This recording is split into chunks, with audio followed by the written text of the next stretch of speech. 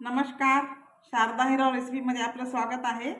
आज आपण बनवणार आहोत आंबाडीच्या लाल बोंड्याची चटणी. हे बघा, आता मार्केटमध्ये खूप छान अशा आंबाडीचे बोंडे आलेले आहेत आणि याची चटणी इतकी चविष्ट लागते की खूपच सुंदर लागते. म्हणजे कसं भाजी जरी नसली ना तरी ही चटणी आणि ठेचा, पोळी किंवा भाकरीबरोबर तर खूप छान आणि अशी अप्रतिम लागते ही चटणी. तर मी इथे हे बघा 500 ग्रॅम बोंड्या घेतलेल्या आहेत. ह्या चांगल्या स्वच्छ धुवून घेतल्या आणि आता आपल्याला काय करायचं आहे, याच्या अशा पाकळ्या काढून घ्यायच्या. हे बघा, हे आहे ना, हे अशा याच्या हे काढून घ्यायच्या.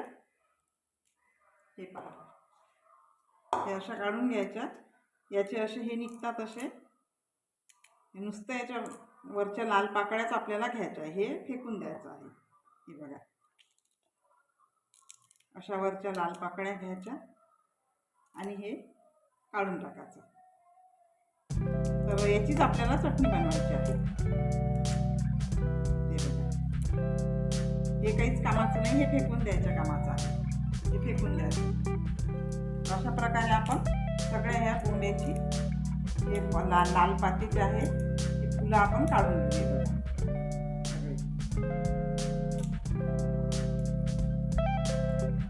खूप अप्रतिम याची चटणी बनते आणि खूप छान लागते. आंबट, गोड, तिखट चवीची अशी छान अशी चटणी. सगळे आपण काढून घेऊ. हे बघा, आता अशा प्रकारे आपण सगळ्या बोंड्या सोलून घेतल्या. ह्या हे बघा, त्याचे हे काढून टाकले आपण आणि हे त्याचे लाल लाल जे फुलं असतात वरचे ते आपण घेतले. हे स्वच्छ मी आधीच धुवून घेतले होते. आता आता आता आपण याची चटणी बनवू.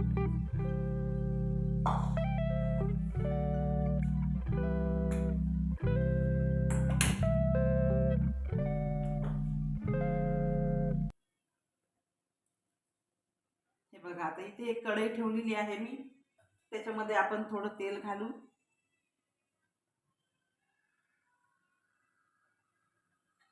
थोडं तेल घालायचं.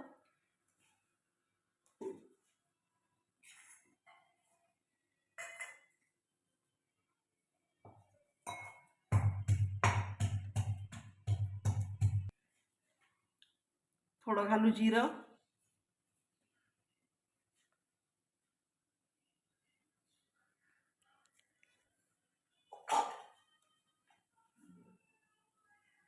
जिरं तळतळलं की याच्यामध्ये घालू आपण लसूण. असं जाडसर कुटून घेतला मी लसूण. जास्त बारीक नाही करायचा, पेस्ट नाही करायची लसणाची. थोडा असा जाडसरच कुटून घ्यायचा आणि हा जास्त लाल पण होऊ नये द्यायचा. असा थोडा कच्चावटच राहू द्यायचा. त्याच्यामध्ये टाकू आपण 2 हिरव्या मिरच्या. हे बघा, बारीक चिरून घातल्या 2 मिरच्या हिरव्या.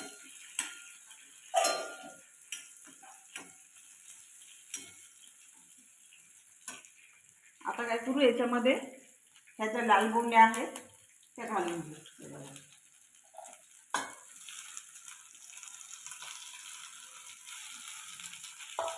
घालून घेतलं आपण.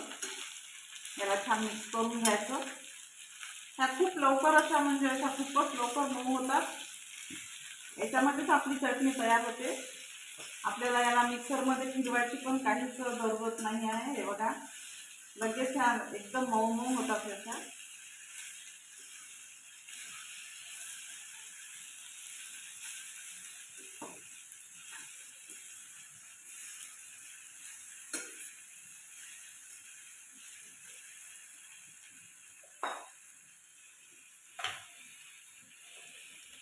आता घालू आपण चवीपुरतं मीठ.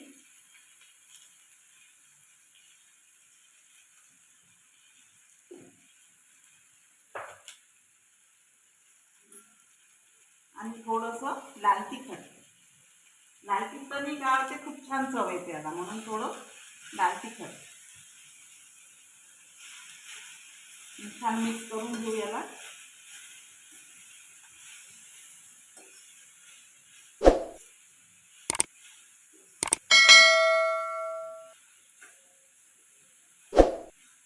हे बघा, मऊ झाल्या ह्या. बघा, खूप लवकर ह्या मऊ होतात. याच्यामध्येच आपली चटणी तयार होते. बघा, याला मिक्स करत राहायचं.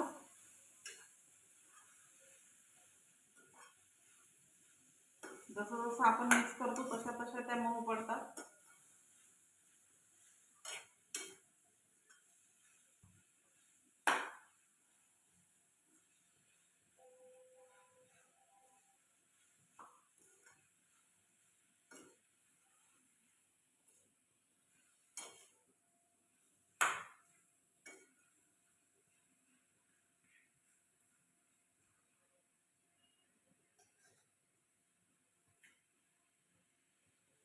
आता याच्यामध्ये घालू आपण गूळ.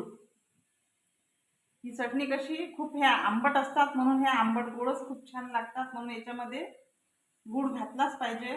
गूळ जरूर घाला याच्यामध्ये, कारण गुळाशिवाय याला चव येत नाही, नाही तर मग खूप आंबट लागते ती, म्हणून गूळ घालावाच लागतो याच्यामध्ये. आणि साखरेपेक्षा गुळाची चव याला खूप छान येते. साखर न घालता याच्यामध्ये गुळच घालायचा केव्हा पण, गुळाने खूप छान चव येते याला.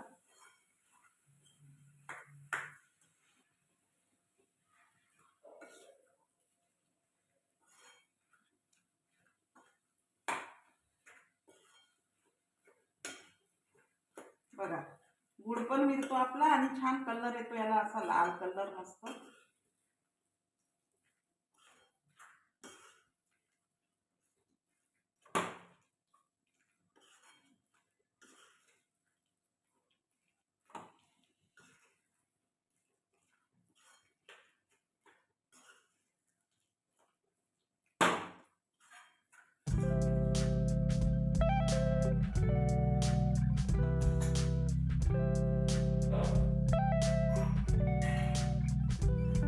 आता काय करू आपण, 2 मिनिट याच्यावरती असं थोडं झाकण ठेवून देऊ, म्हणजे एक वाफ आली की हे छान मऊ होऊन जातं.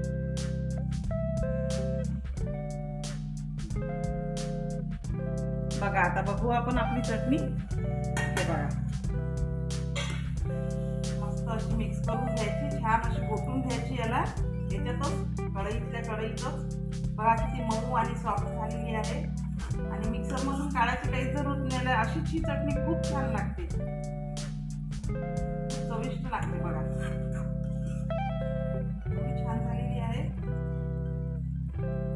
झाली आपली तयार चटणी.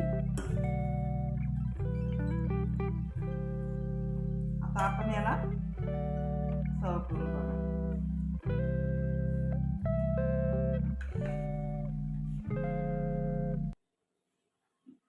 ही बघा मस्त अशी चटणी आपली लाल बोंड्याची तयार झाली. बघा किती सुंदर झालेली आहे, चविष्ट एकदम. म्हणजे असं जेवण जर आपल्याला गेलं नाही, जेवण जर जात नसल, ही चटणी जर सोबत घेतली तर तुम्ही 2 घास जास्तच जेवण करा. बघा किती सुंदर अशी आपली चटणी तयार झालेली आहे. बघा किती छान मस्त.